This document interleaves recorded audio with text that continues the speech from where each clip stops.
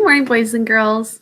We are going to have a little break from our normal Farmer Boy reading today, and we're going to do actually a little writing lesson on how to write quotations in dialogue. Now, in the books that we read, and it's a little different this year because I know a lot of you don't have the book to read from, and sometimes it doesn't work for me to show the screen so you can see dialogue well.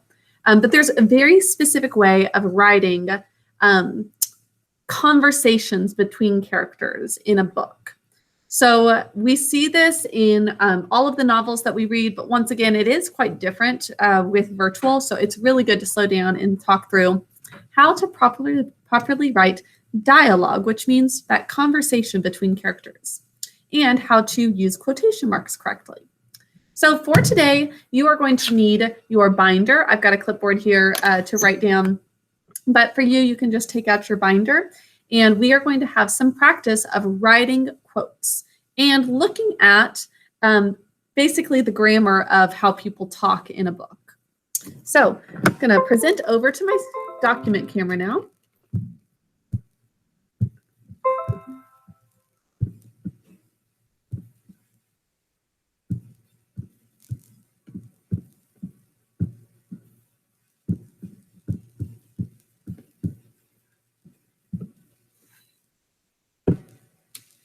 Okay, so part of the last chapter, the last part of the chapter from yesterday that you read was conversation between father and mother and their children. As they were saying, they've got a plan. Mother and father are about to go on vacation. Well, once they go on vacation, there's some conversation here. Let's reread it. It says, "It's time Mother and I," meaning father, "had a vacation. We're thinking of spending a week at Uncle Andrew's. Can you children take care of things and behave yourselves while we're gone? I'm sure Eliza Jane and Royal can look after the place for a week," Mother said, "with Alice and Almanzo to help them." Almanzo looked at Alice, and then they both looked at Eliza Jane. Then they all looked at Father and said, "Yes, Father." Oh, goodness. Okay, so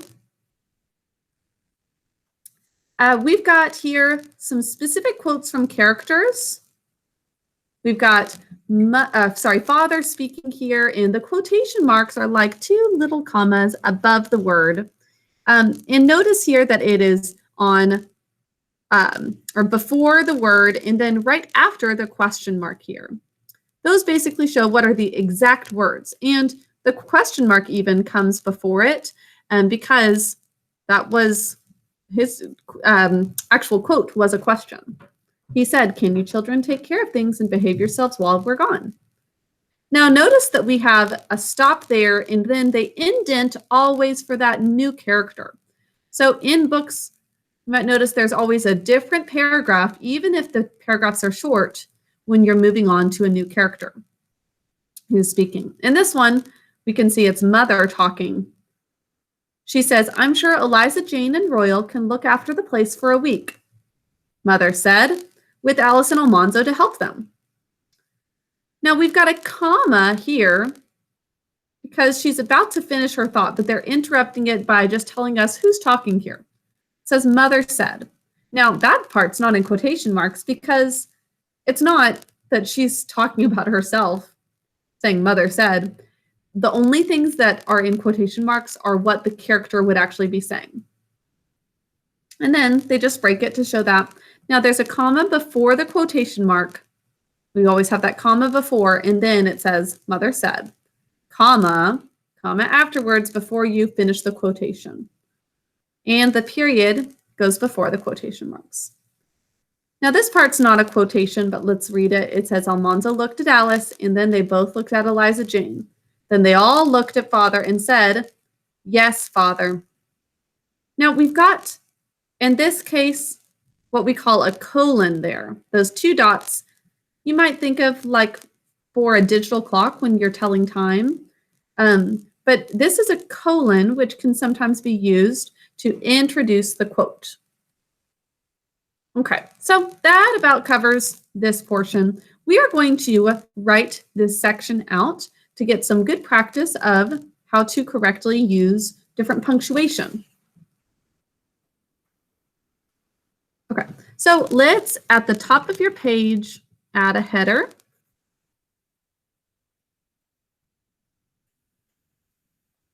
Actually, I'm sorry. We are going to write this in cursive. If you are really slow with cursive, you may do it in print, but we really should be doing notes in cursive now. And I apologize for that. Usually I'm writing notes for math and we don't do cursive for math. So, okay, you'll be watching this on March 30th.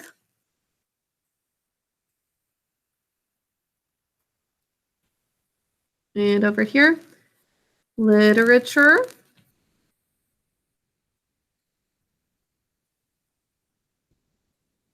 And we'll write quotations. We don't usually use that capital Q, but remember that's how we do the capital Q. It looks like a 2 in cursive almost.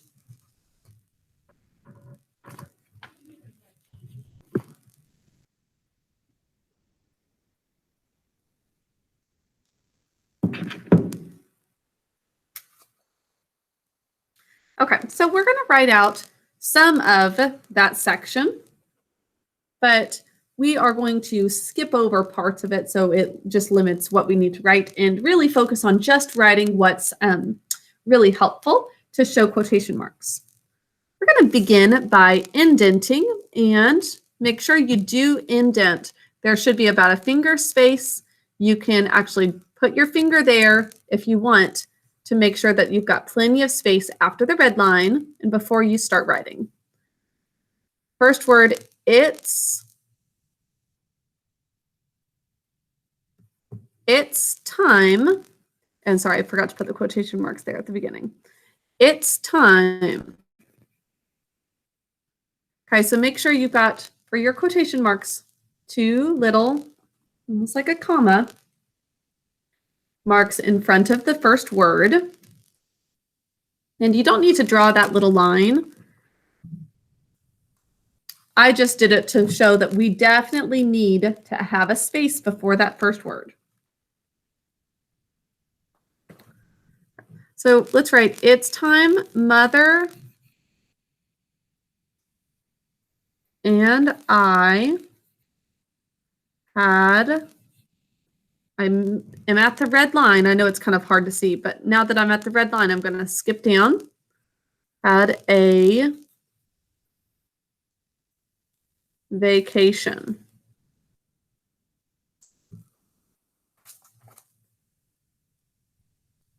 I'm going to skip over one of the sentences because it doesn't really need to be there. It's not going to help with our quotation mark usage. So I'm going to put 3 dots in a row. Those are called ellipses. And basically means I'm skipping over something. And then I'll say, so I'm skipping over the part, by the way, that says, we're thinking of spending a week at Uncle Andrew's because we don't really need to add that. And then just skip over to, can you children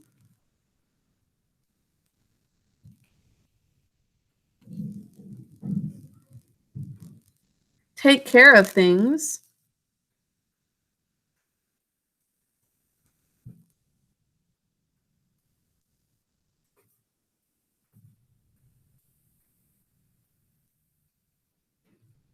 and behave yourselves? I'm a little past the red line here, and that's okay because I was already in the middle of a word. But if it was much longer, I'd be at the end of the line, so I'd have to rewrite it here. Or sometimes people do a little dash and finish it if it's really long. Behave yourselves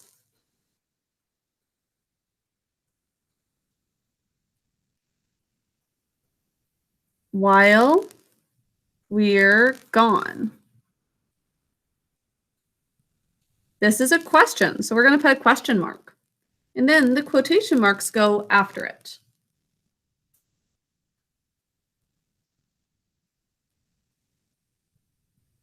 Pause if you need a little more time on this.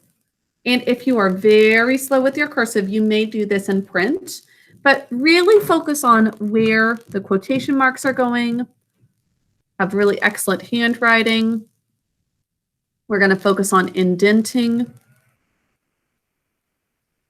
Like we're about to start what mother says. We're going to indent before starting her quote.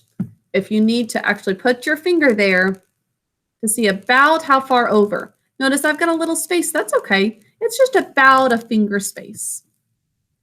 Right about a finger space. And then we'll say, I'm sure, with an apostrophe there. I'm sure Eliza Jane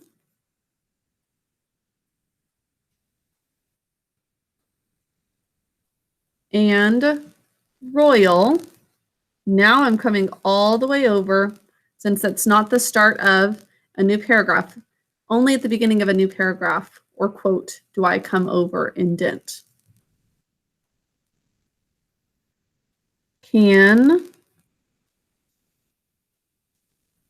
look after the place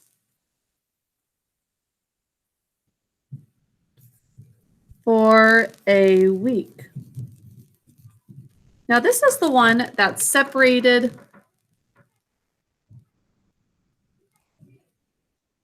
with a comma, and this is the end of the quotation marks. Technically, we should kind of curve it in towards the part that was a quote. And then that's where we say, mother said this. Mother said, comma. So these are not words that she said, so that part is not in quotation marks. Now, I've got space for the next quotation marks, but I don't want to put them until it's time for the next word. And there's not space for another word here, so we'll put them right here and say, with Alice and Almanzo to help them. Okay, that's the end of her quote now. We've got a period and 2 quotation marks because that's the end of what she said. Okay. Now you could leave spaces in between the paragraphs, but you don't really need to as long as it's indented, because this shows, oh, there's a new speaker or it's a new paragraph.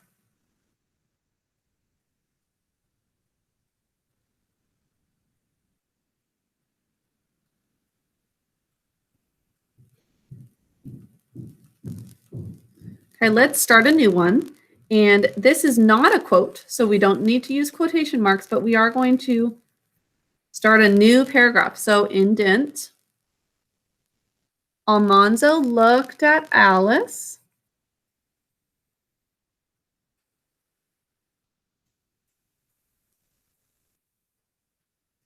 And I'm going to skip over part of this.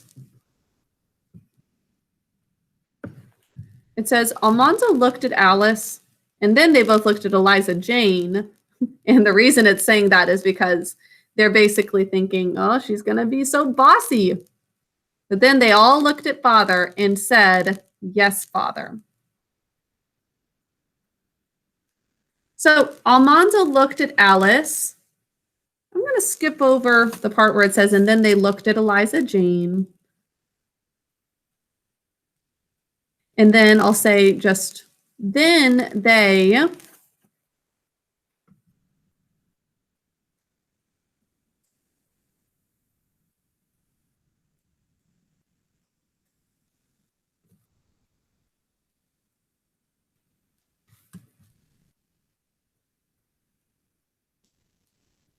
not, well, then they, yeah, we'll just say all.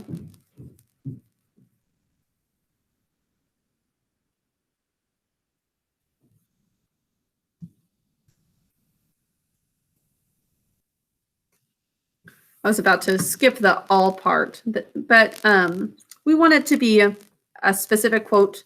If it's not,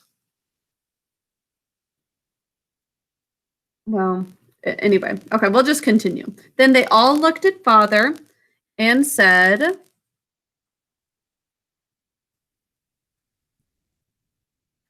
and this is the colon, 2 dots right on top of each other before the quote. Yes, comma, father.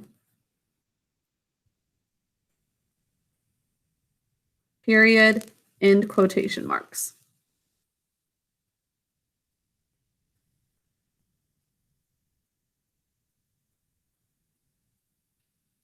So that is that whole quotation. It's dialogue going back and forth between them. And once again, this is good to really get the practice of where to put different quotation marks. Make sure you are putting them exactly in the right spot and that your other punctuation marks are correct. Punctuation marks include comma, period, colon. We had a question mark up here, lots of different quotation marks.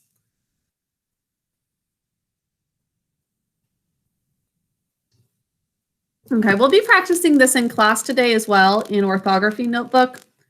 Direct quotations must be separated from who spoke by a comma, just like we did with this. I'm sure Eliza Jane and Royal can look after the place for a week, comma, mother said. And a period or comma is always inside the quotation mark, just like we've been practicing. It comes before the quotation mark, whether it's a comma, question mark, or a period.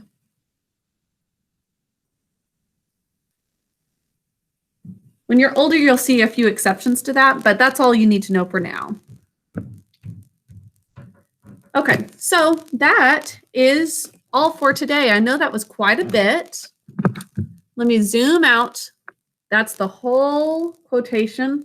That's the dialogue going back and forth between characters. Pause it if you need more time.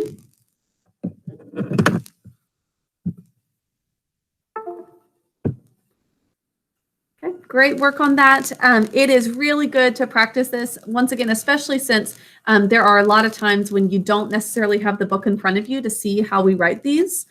So I think that it's helpful to have this practice of writing it. These are the kinds of questions that might show up on your ACT Aspire test coming up as well. Things about how to, what is the way that we would probably write a quotation. They might give you a few examples of, you know, is it this, this, or this, like 3 or 4 options, and you choose the one that looks correct. So practicing the right way to punctuate is going to help you with that, hopefully, as well. Okay, boys and girls, I hope that you have a wonderful day. We'll get back into our reading tomorrow, and we're going to find out about mother and father going on vacation and all 4 kids staying on their own. So we'll see that in tomorrow's chapter.